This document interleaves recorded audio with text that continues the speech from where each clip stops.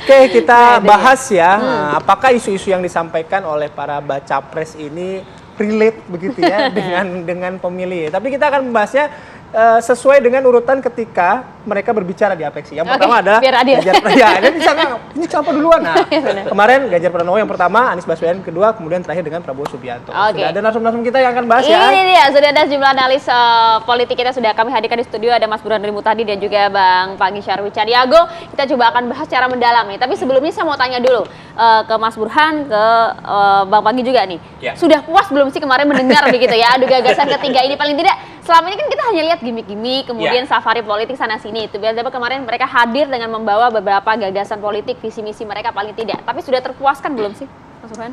Ya, sebagai awalan kita harus mengapresiasi Apeksi ya. Karena bagaimanapun kalau kita bandingkan dalam beberapa tahun terakhir, saya kira Apeksi ini yang pertama kali menghadirkan 3 bakal calon presiden dengan peringkat paling tinggi dalam survei-survei dan membawa mereka dalam forum pertarungan gagasan. Meskipun ada catatannya, tidak dihadirkan dalam satu stage, satu waktu, satu forum. Bukan debat soalnya ya. Bukan debat sebenarnya, tetapi paling tidak Kang Bima sebagai Ketua Apeksi itu menggali gagasan ketiganya terkait dengan bagaimana mereka menawarkan program buat masyarakat kota. Karena Apeksi ini kan wali kota seluruh Indonesia. Dan kalau kita lihat data Maria, itu 58% menurut BPS masyarakat Indonesia tinggal di kota. Jadi terjadi urbanisasi, terjadi kotanisasi di Indonesia, dan itu fenomena global. Makin banyak orang tinggal di kota, bukan tinggal di desa. Dan masyarakat kota yang memimpin adalah Kang Bima dan koleganya, yang mereka merasa dalam pertarungan jelang 2024 itu tidak terwakili dalam gimmick-gimmick yang dihadirkan oleh sudah ada saat ini. Masyarakat kota itu satu rasional, objektif, kritis. Dan isunya itu berbeda dengan isu yang selama ini muncul di desa. Misalnya kalau kita tanya dalam survei di masyarakat kota, yang paling concern mereka adalah isu pengelolaan sampah, transportasi publik, banjir gitu ya. Banjir. Kan nggak muncul tuh dalam gimmick-gimmick baca pres ini ya. Nah, debat kemarin, bukan debat sebenarnya ya. Monolog belum. Pemaparan gagasan masing-masing baca pres. Iya, penawaran gagasan kemarin setidaknya itu memaksa baca pres tadi untuk bicara apa yang mereka tawarkan buat masyarakat kota. Supaya ada insentif elektoral juga, karena masyarakat kota selama ini nggak cukup mendengar misalnya tawaran dari baca pres itu. Nah itu, jadi kita apresiasi meskipun belum sempurna, paling tidak kita berharap TV One, Maria, Bayu, dan lain sebagainya menghadirkan 3 baca pres tadi, disodori perdebatan yang sangat kritis, duitnya dari mana kalau mereka punya keinginan atau program, dan bagaimana caranya. Tanpa timer ya, nanti kita formulasi ya. Setelah pasti. Kalau Bang Panggi gimana? Iya Bang Bayu, pertama tentu banyak pilpres kita ini kan tersedot ya, habis bicara koalisi, konfigurasi koalisi, ini misalnya poros 1, poros 2, poros 3, kemudian bicara siapa pendamping, kan itu paling banyak diurai di media, kita termasuk narasumber pun saya lebih banyak porsinya bahas tentang koalisi dan cawapres gitu ya. Nah tetapi ini makanya dibilang oleh Prof. Burhan tadi, saya sepakat bahwa memang ini menjadi penting karena sudah mulai masuk kepada programatik gitu. Adu gagasan yang selama ini agak kering di situ. Nah, artinya memang kan koalisi itu memang harusnya tidak hanya bicara tentang official seeking kan, hanya jabatan, posisi capres, cawapres, kemudian formulasi koalisi, tetapi memang lebih banyak kepada visi misi programatik Mbak Maria dan Mas Bayu ya, itu yang mestinya memang gagasan ini harus mulai dimunculkan. Makanya memang 88 wali kota seluruh Indonesia yang hadir ini, saya lihat ada 2 isu yang menonjol di sini ya. Pertama adalah isu pemerataan. Yang kedua, pemerataan itu artinya ada irisan nih, makanya dijawab oleh Pak Anies kan soal IKN itu kan. Kan agenda IKN itu kan agenda pemerataan Indonesia supaya tidak Jawa sentris. Nah, yang kedua adalah isu inflasi di daerah-daerah dan seterusnya. Nah, tetapi memang belum menunjukkan hal yang dibilang oleh Prof. Burhan, masalah-masalah yang harus diatasi di Indonesia hari ini. Nah, itu yang masih, tetapi memang is okay lah, ini karena awalan, permulaan. Hal-hal yang seperti ini memang harus kita apresiasi, kita puji bahwa langkah-langkah dari Apeksi dan ini menjadi penting ke depannya gitu. Oke. Sehingga memang Bang Pangi. pilpres kita besok adalah pilpres yang betul-betul akan lebih banyak kepada Gagasan, ya? gagasan, Ya. pikiran-pikiran dan narasi Oke, kalau kebangsaan. misalnya dengan apa yang disampaikan oleh 3 baca pres tersebut ya, isu-isu, karena Mas Burhan bilang, ini kan audiensnya sebenarnya orang perkotaan ya, Iya. punya isu-isu relate gitu. Tapi dari Ganjar Pranowo, kemudian Anies dan juga Prabowo gitu, yang paling relate soal isu apa? Kelihatan nggak Mas di situ dari salah satu baca pres ini? Yang paling dekat dengan pemilih lah isu ya. Ya sebenarnya tadi kemarin saya nonton ya cuplikan, tidak seluruh acara yang di Apeksi itu, tetapi saya melihat salah satu kelemahannya adalah ketiga baca pres itu masih bicara gagasan besar, keberlanjutan dan perubahan. Perubahan, betul. Dua capres yaitu Ganjar dan Prabowo itu banyak bicara tentang melanjutkan agenda pemerintahan Pak Jokowi. Pak Ganjar ngomong 6 kali, Pak 6 Jokowi. kali katanya. Pak Saya Jokowi hitung. di-mention ya. Kemudian Mas Anies tidak secara eksplisit ngomong banyak soal perubahan, tetapi secara implisit melontarkan kritik. Ya. Misalnya soal ketimpangan di Indonesia IKN bagian juga. timur, banyak sekali kota yang masih gelap gulita di malam hari, kemudian IKN dan seterusnya. Tapi poin saya, kita harus paksa mereka untuk bicara lebih detail. The devil is in the detail. Jadi kita paksa mereka yang keberlanjutan itu apa yang mau dilanjutkan? Apakah semuanya? Misalnya, kemudian kalau perubahan apa yang mau dirubah? Apakah semuanya jelek? Kan baru awal ini, Mas. Memang. Ya.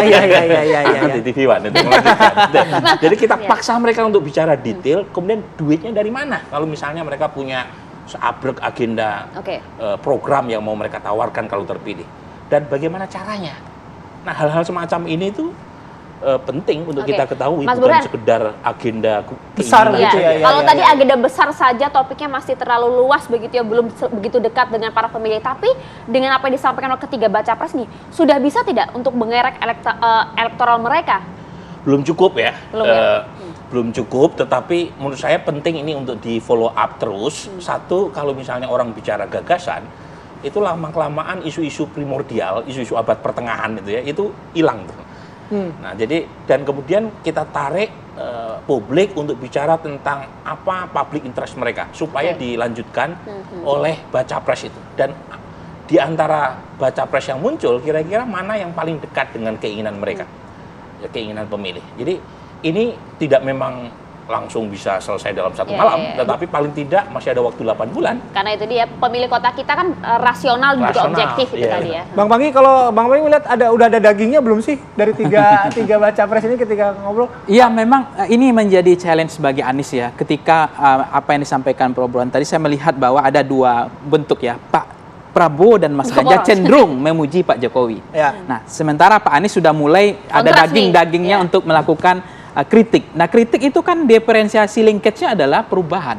Itu sesuai. Nah, memang yang kita tunggu-tunggu kalau memang ada dua hal yang misalnya kalau ini kan masih banyak puji-pujian ya, makanya menurut saya belum dagingnya. Pak Prabowo Mas Ganjar memuji Pak Prabowo senior, ya kan. Kemudian Pak Prabowo Mas Ganjar memuji Anies teman. Ini kan masih datar-datar saja, Masih belum ada normatif kejutan. aja lah ya gitu ya. Iya.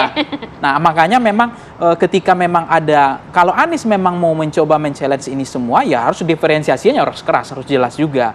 Meskipun beliau orangnya menurut saya tidak terlalu ekstrim orangnya gitu. Makanya kalau gaya-gaya Pak Anies itu kan diferensiasi juga tidak terlalu menonjol ya, dua hal kutub ini, kutub perubahan ini dan kutub keberlanjutan. Makanya kalau memang pertemuan besok aja Nasdem itu udah bicara tentang perubahan, maka Anies juga harus menonjolkan perubahan itu. Kritik-kritik yang beliau. Nah, kalau Mas Ganjar dan Pak Prabowo cenderung memang akan melanjutkan berjanji akan melanjutkan legacy semua yang dilakukan oleh Pak Jokowi karena itu dianggap baik ke depan gitu. Nah, ini yang kalau Mas Bayu bilang dagingnya memang belum sih, tapi saya menambahkan irisan-irisannya sudah mulai. Sudah mulai kelihatan. Termasuk gitu. misalnya ini ya, Bung Pangi ya. Ya. Ketika Mas Anies ditanya soal IKN IKN, ya? IKN. itu menarik tuh jawaban beliau ya. Meskipun kita tidak menjawabkan jawaban yang eksplisit iya atau tidak, tetapi kita bisa menangkap kalau kita read between the line, itu clear ya, posisi Anies sebenarnya relatif kritis dan anti Ya, terhadap IKN ya, dengan mengatakan kalau persoalan IKN ditanyakan terus berarti ada masalah. Kenapa nggak ditanyakan Ya, ya. program-program Pak Kelanjutannya, Jokowi ya. lain yang populis. Kenapa pertanyaannya soal ini? Berarti ada sesuatu yang disembunyikan. Itu kan kira-kira ingin mengirimkan pesan kritis bahwa IKN ini ada persoalan sehingga istilahnya Mas Anies otot Dipertanyakan. politik dipakai lebih banyak ketimbang urusan teknokratik. Oke. Jadi itu menurut saya kita nggak bisa menangkap langsung dia menolak, tetapi buat masyarakat yang kritis kita bisa Menggelitik menangkap ya? bahwa dia Oke. posisinya kritis. Menarik juga kalau tadi sudah disinggung soal apa yang disampaikan oleh Pak Anies dalam Rakernas Apeksi kemarin. Nah, pertanyaannya kita lihat betul Anies Baswedan ini nampak ya memiliki positioning yang berbeda dibandingkan dengan Prabowo dan juga Ganjar pada malam hari kemarin. Tapi bagaimana kemudian dampak elektoral terhadap Anies Baswedan? Karena kita melihat Anies nampak berseberangan dengan posisi pemerintahan saat ini, sementara tingkat kepuasan terhadap pemerintah saat ini kan cukup tinggi, 70, bahkan ada survei yang menyatakan hingga 80%. Nah, seperti apa dampak elektoral terhadap Anies Baswedan? Usai jeda ya, sesaat lagi. Ya, kita lanjutkan diskusi. Saya mau ke Bang Pangi terlebih dulu. Bang, bagaimana jadinya dampak elektoral terhadap Anies Baswedan dengan beberapa narasi yang disampaikan? Kan ada harga ada rupa lah gitu loh. Ya makanya kalau untuk menjawab itu data Voxpol itu kan memang masih kecenderungan orang Indonesia itu isu perubahan itu signifikan masih besar bagi yang approval rating yang tidak puas dengan atau tidak level confident dengan Pak Jokowi. Nah artinya irisan segmen ini masih penting bagi Pak Anies, terutama partai koalisi perubahan ya untuk memanfaatkan isu ini. Nah artinya semakin kritis, semakin bisa memberikan diferensiasi embarkasi batas yang jelas dan limitasi yang jelas di antara dua ini, maka keuntungan insentif elektoral itu kan bisa didapatkan. Masih ngefek tuh Mas? Ya, makanya ini ngefek atau tidak, memang ini penting bagaimana mereka melihat kritik terhadap kebijakan. Karena masyarakat ini kan sebagai artikulasi agregasi masyarakat ini kan apa yang dialami hari ini, kesulitan mereka. Nah kalau itu bisa disampaikan oleh Anies mengkritik kebijakan yang sebelumnya, misalnya soal contoh subsidi misalnya. Kok subsidi kita Indonesia BPJS mulai dikurangi, intinya yang berurusan dengan rakyat mulai dikurangi. Tapi subsidi kelas atas itu seperti mobil listrik ini kan ada persoalan sebetulnya. Nah ini harus dipertegas oleh Anies bahwa subsidi rakyat itu nggak boleh berhitung sama rakyat gitu, harus diperbanyak. Nah kalau subsidi untuk kelas menengah elit itu, nah itu isu yang mencoba menarik lebih banyak lagi gitu ya. Isu itu harus clear di situ. Iya, Dari cuma pemilihan memang isu, sepakat nggak? poinnya memang begini sih. Isu perubahan itu akan mendapatkan resonansinya jika ketidakpuasan terhadap kinerja presiden atau pemerintah meningkat. Nah itu misalnya di tahun 2022, terutama semester kedua, itu Mas Anies menyalip Pak Prabowo terjungkal ke peringkat ketiga, dan elektabilitas Mas Anies saat itu hanya berbeda 1,8% dengan Ganjar Pranowo. Pada saat approval Pak Jokowi turun 6%. Nah, tetapi awal 2023 sampai sekarang itu sepertinya Pak Jokowi gaspol gitu ya. Jadi approvalnya di data saya 79% yang puas kinerja Pak Presiden Jokowi. Di data yang lain ada yang 81, 82% ya. SMRC, LSI, Modeni JA atau Jayadi itu sama hasilnya. Jadi poin saya, kalau misalnya approval rating masih tinggi, ini kabar buruk buat Mas Anies. Tetapi kalau approval Pak Jokowi dalam 8 bulan ke depan sampai bulan Februari turun, nggak usah jauh-jauh, turunnya misalnya di bawah 60%, itu kabar manis buat Mas Anies. Oke, approval rating itu akan relevansi dan korelasinya positif dengan Ganjar Pranowo dan Prabowo? Iya, jadi kalau misalnya approval rating Pak Jokowi naik, itu membawa kabar baik buat Ganjar dan Pak Prabowo. Itu yang strategi Pak Prabowo sekarang, terutama 2023 awal, adalah mengasosiasikan dengan Pak Jokowi di saat approval Pak Jokowi mencapai 80%. Ya, makanya apa yang disampaikan perburuan saya challenge saja gitu. Karena memang approval rating, level confident ini dia fluktuasi juga. Bukan berarti ini akan tetap level confident approval rating itu 70%. Saya bayangkan ya, kalau besok nggak ada lagi subsidi BLT atau 12 item bantuan Pak Jokowi itu berhenti, karena kemarin itu menurut saya ada bius gitu, orang dibius, jadi fly, dia senang sementara. Nah, artinya ada bantuan yang namanya tadi itu BLT, kemudian 12 item yang nggak ngantri di pos dan di BRI itu kalau besok berhenti itu atau ada masalah dengan anggaran itu, tingkat kepuasan itu belum maksud saya bukan saya tidak menghargai program Pak Jokowi, bahwa kepuasan itu sumbernya bukan karena bantuan yang 12 item bantuan sosial itu, bukan. Artinya ada juga bantuan memang hasil kinerja beliau. Tapi tidak semua 70% itu kalau kita breakdown itu karena betul-betul karena kinerja Pak Jokowi belum. Karena ada juga kemungkinan masyarakat itu puas, dia pikirannya pendek singkat saja. Ada bantuan oh ada kiriman ke rekening beliau, dia senang walaupun 300.000 gitu. Nah ini artinya ini tidak akan mungkin, ada kemungkinan ada potensi approval rating itu bisa turun, dan ada juga kemungkinan naik, menurut saya agak makin sulit, tapi turun ada kemungkinan. Nah ketika approval rating atau level confidence-nya Pak Jokowi turun, itu momentum yang dibilang oleh Prof. Burhan itu adalah momentum untuk menarik elektoralnya Mas Anies itu untuk yang bisa mau dicari oleh Anies menanjak Baswedan, gitu. Mas Burhan. Iya, itu yang dicari oleh Mas Anies. Tapi pertanyaannya adalah 8 bulan ke depan seberapa besar potensi penurunan Turunnya. terjadi, dan kalau terjadi berapa banyak. Nah, kalau dari data 2013-2014 itu di saat jelang berakhirnya masa jabatan Pak SBY, itu approval Pak SBY 51%. Ya. Itu yang kemudian membawa insentif elektoral buat Pak Jokowi. Tetapi kalau misalnya saat itu Pak SBY approvalnya 70%, itu saya kira yang akan menang adalah Pak Prabowo saat itu ya. Nah, karena Pak Prabowo menggandeng Hatta Rajasa yang notabene adalah Menko-nya Pak SBY. Nah, untuk sekarang kita coba cek apa sih korelasi yang paling signifikan dengan approval rating. Ternyata tingkat inflasi. Jadi kalau inflasi naik, barang-barang naik, masyarakat marah, dan mereka mudah sekali menyalahkan ke pemerintah karena dianggap tidak mampu menjaga stabilitas harga. Tapi kalau inflasi turun, mereka senang. Jadi ukuran kepuasan masyarakat kita itu sangat minimalis. Gitu. Jadi sangat, kalau saya sih kayak gitu aja nggak cukup seperti tadi terpuaskan sampaikan, ya. Seperti yang tadi Bung Pangi sampaikan. Tapi ternyata banyak masyarakat kita yang ukurannya itu. Nah, pertanyaannya seberapa besar potensi inflasi naik? Nah, soalnya kalau gini, kalau misalnya tadi ukurannya soal apa? Soal apa? Inflasi begitu ya. Nah, itu kan memang akan berpengaruh pada hajat hidup orang banyak gitu ya, Mas. Iya. Kayak misalnya hari ini kita bicara soal harga ayam naik gitu kan, itu pada protes gitu. Nah, tapi dengan isu-isu yang disampaikan oleh 3 baca pres tadi, apakah relasinya itu dekat? Katakanlah Pak Ganjar bicara soal infrastruktur ya, salah satunya korupsi ya begitu. Pak Anies soal perbedaan, Pak Prabowo soal hilirisasi. Nah, isu-isu yang elit seperti itu ketika disampaikan kemarin, nyampe nggak sih pada pemikiran audiens atau pemilih gitu, Mas? Yang sehari-hari masih berkutat pada harga kebutuhan bahan pokok dan lain sebagainya. Mungkin buat sebagian masyarakat kota masih bisa mencerna isu-isu tadi ya.